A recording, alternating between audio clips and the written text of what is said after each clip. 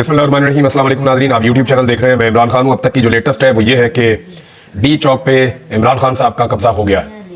पाकिस्तान तहरीक इंसाफ के कारकुन, पाकिस्तान के मालिक वो पहुंच गए हैं डी चौक पे और मुलाजिमों ने बड़ी कोशिश की नाज़रीन रस्ते में रोकने की। मुलाजिम जो है उन्होंने 55,000 शेल अपने मालिकों के ऊपर चलाए।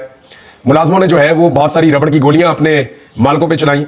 मुलाजिमों ने रस्ते में जो है वो बहुत सारे कंटेनर्स खड़े किए, बहुत सारा पैसा मालिकों के खिलाफ ही खर्च कर दिया, मालिकों के सामने खंदकें खोद दी। यानी ऐसे मुलाजिम कौन होंगे जो अपने मालिकों के साथ ऐसा सलूक करेंगे।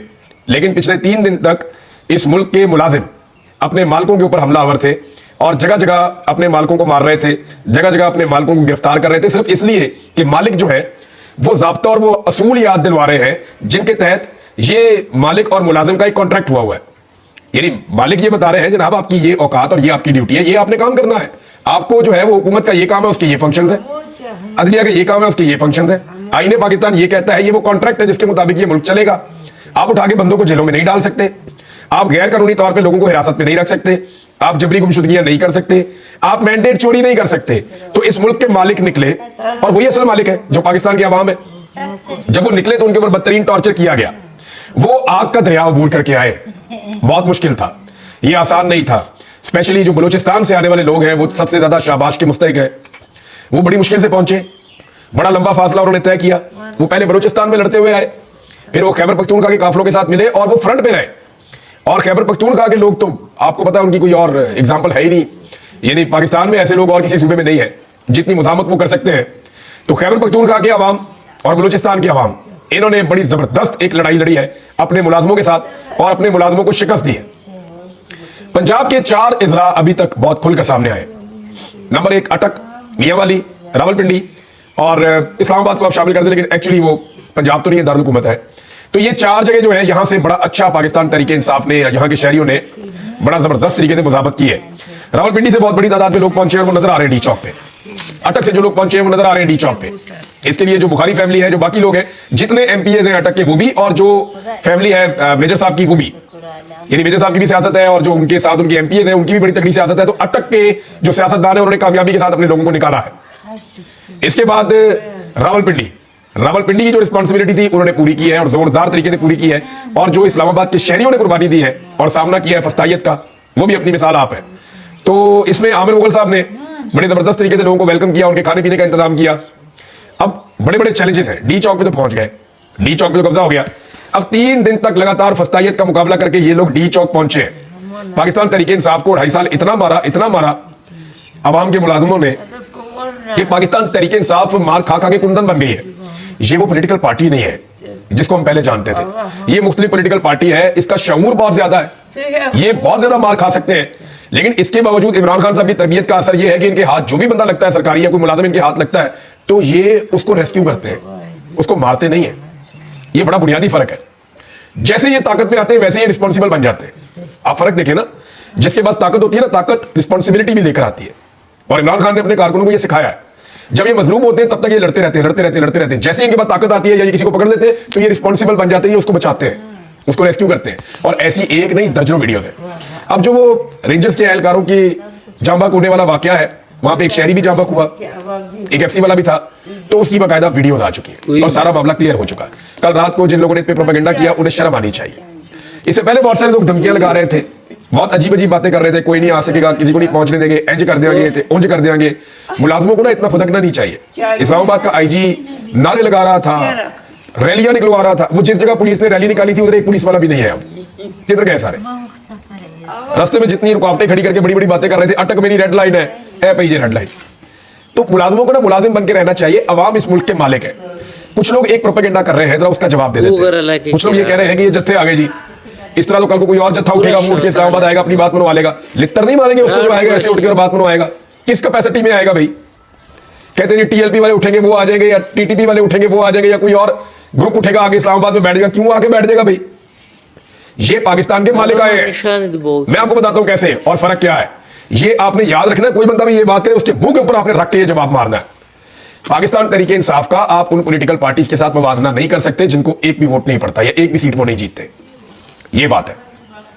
तहरीक इंसाफ ने इस मुल्क में 180 सीटें जीती हुई है कौमी असेंबली की, 2/3 से ज्यादा अक्सरियत के साथ वो इस वक्त इलेक्शन में जीत चुके थे। जाली फार्म 47 के ऊपर उनको हराया गया। लेकिन बदतरीन धांधली और फस्तायत के बावजूद आज भी इस असेंबली की सबसे बड़ी पॉलिटिकल पार्टी पाकिस्तान तहरीक इंसाफ है, कोई और नहीं है। बदतरीन धांधली, आधी सीटें छीन ली, फिर भी वो सबसे बड़ी पॉलिटिकल पार्टी है। इस वक्त भी उसकी आधी सीटें छीन कर सब में बांट दी, लेकिन फिर भी वो सबसे बड़ी पॉलिटिकल पार्टी इस वक्त भी असेंबली में है। ये है फर्क। उनके पास अवाम का मैंडेट है, ये पाकिस्तान के मालिक हैं जिनका मैंडेट है उनके पास, इसलिए वो आ सकते हैं, वो अपना मुतालबा कर सकते हैं। वो जमहूरी पार्टी है, आप इनको उनके साथ आप इनका मुवाजना नहीं कर सकते या उनके साथ मिलाकर नहीं देख सकते जो कभी एक सीट भी नहीं जीते। इस फर्क को अपने ज़हन में रखें आप। और ये लड़ाई का आगाज हुआ था 8 फरवरी और 9 फरवरी को, जब इनके मैंडेट के ऊपर डाका डाला गया था। कहते जी अवाम निकलती क्यों है, अवाम अपने हाथ में कानून क्यों लेती है, अवाम यहां तक पहुंच क्यों गई है, अवाम ने रुकावटें क्यों अबूर की हैं, ये तरीका ठीक नहीं है, ये तो बड़ा जुल्म वाला तरीका है और ये तो बड़ा जबर वाला तरीका है। इस तरह की बातें करते हैं ना। तो बात यह है, अवाम ने तो सीधा तरीका इख्तियार किया था। अवाम ने तो 8 तारीख को अपना इनकलाब और अपना फैसला बैलेट के जरिए कर दिया था कि जनाब ये बैलेट बक्सा है, इस पर मैंने अपना वोट डाल दिया, मैं उम्मीद करता हूं कि मेरे फैसले का एहतराम किया जाएगा। पाकिस्तान की अक्सरियत ने वोट डाल दिया पाकिस्तान तहरीक इंसाफ को, आपने उनके वोट की तौहीन कर दी। आपने उन्हें मजबूर किया, बार बार जुल्म करके आपने उन्हें मजबूर किया कि वो अपना हक वापस लेने के लिए इस्लामाबाद पहुंचे। और ये पाकिस्तान के असल मालिक है, ये अपना हक वापस ले लेंगे, आज नहीं लेंगे तो कल ले लेंगे। लेकिन अब पाकिस्तान तहरीक इंसाफ के लिए चंद बड़े चैलेंजेस हैं। एक तो आप ये देख लें कि जो लोग धमकियां लगाते वो ये भी कहते कर्फ्यू लग जाएगा, ये भी कहते मार्शल लॉ लग जाएगा, ये भी कहते कि इंतहाई कदम उठा लिया जाएगा, गोलियां मार दी जाएगी। इस्लामाबाद में देखते ही गोली मार देने का हुक्म, और बहुत बंदों को गोलियां लगी हुई है। डी चौक में पहले फायरिंग हुई है जब ये पहुंचे लंबी लड़ाई के बाद। जितने लोगों ने सोशल मीडिया पे इसको कवर किया है वो सारे सलाम के मुस्तहिक है, लड़कियां भी और लड़के भी, क्योंकि पाकिस्तान के मेन स्ट्रीम मीडिया ने इसकी कवरेज नहीं की। सलाम करना चाहता हूं मैं भी, और पूरे पाकिस्तान को सैल्यूट करना चाहिए पाकिस्तान के सोशल मीडिया को जिन्होंने एक एक लम्हे की कवरेज की है। नया पाकिस्तान का हसनैन उसको आप देख लें, वो हमारा शेख है उसको आप देख लें, ये सदीक जान की टीम है उसको देख लें, उस्मान है, अवैस है, बेशुमार और लोग हैं, हमारी सियासत.pk की टीम है उनको आप देख लें, रफ्तार जी उसके लोग हैं उनको आप देख लें। तो जिन लोगों ने ग्राउंड के ऊपर रियलिटीज दिखाई और जिन्होंने इलेक्ट्रॉनिक मीडिया की मुनाफकत के बावजूद, मुनाफकत ही कहूंगा मैं इसको, जिन्होंने हिम्मत नहीं हारी, तमाम तर जबर और फस्तायत का सामना करके उन्होंने हर चीज दिखाई, उनको सलाम करना चाहिए पाकिस्तान की कौम को। जान जोखिम में डाल के उन्होंने ये काम किया, इसके लिए उन्हें कोई पे नहीं कर रहा। तो नाज़रीन, एक तो ये है कि जो धमकियां थी वो धमकियां सारी हवा हो गई। मैंने आपको पिछले वीडियो में कहा था कि ये फौज नहीं लड़ेगी अवाम से, फौज बहुत समझदार होती है। 71 में लड़ाई होगी थी ना फौज की अवाम से, तो क्या नतीजा निकला? फौज अवाम से नहीं लड़ेगी, सामने आगे क्यों लड़ेगी अवाम के साथ वफाकी दारुल हुकूमत में। जैसी पब्लिक पहुंची है फौजियों ने ऐसे इशारा किया है, उनको हाथ हिलाए, ना सिर्फ हाथ हिलाए बल्कि उनको अनाउंस करके कहा कि आप पुरअमन रहे, फौज आपके साथ कुछ नहीं करेगी। और उधर जो है वो नाच नाच के घुंघरू तोड़ लिए थे कुछ दानिश्वरों ने, कुछ सहाफियों ने, शर्म भी आती है, उनका अहम हिस्सा है। वो ये चाह रहे हैं बुग्स के अंदर भरे हुए कि मारो गोलियां। कई सहाफी और कई सियासतदान इस वक्त इस गुस्से के अंदर है कि जनाब फौज गोलियां क्यों नहीं मार रही पब्लिक को। वो हर हाल में कोशिश कर रहे हैं कि अवाम को फौज के साथ लड़ाया जाए, लेकिन अवाम गई है जाके आराम से वो कंटेनर के ऊपर चढ़ना शुरू हो गए। जो नहीं चढ़ पा रहा था चंद को तो फौजियों ने पकड़ के ऊपर खींचा है, वो गए जाके उन्होंने फौजियों के साथ गले चले मिले, सेल्फियां बनाई है, उनके साथ फोटो बनाई है, पाकिस्तान के झंडे हाथ में पकड़े हुए थे, और वहां से फिर बड़े आराम से नीचे आए, कुछ उनके पास ही ऊपर बैठे हुए। तो फौज के साथ उनकी कोई लड़ाई नहीं है। इमरान खान ने एक दफा नहीं 10 दफा कहा कि मेरी फौज है, मालिक हूं मैं इसका, मेरी फौज है, मुल्क भी मेरा है, मैं फैसला करूंगा। मैं भी आपको यही कहता हूं, हर पाकिस्तानी का ये सोच होनी चाहिए कि इदारे मेरे हैं, मैं इनको ओन करता हूं, लेकिन कोई भी अपनी हद से बाहर ना निकले, सबको अपनी हद के अंदर रहना चाहिए।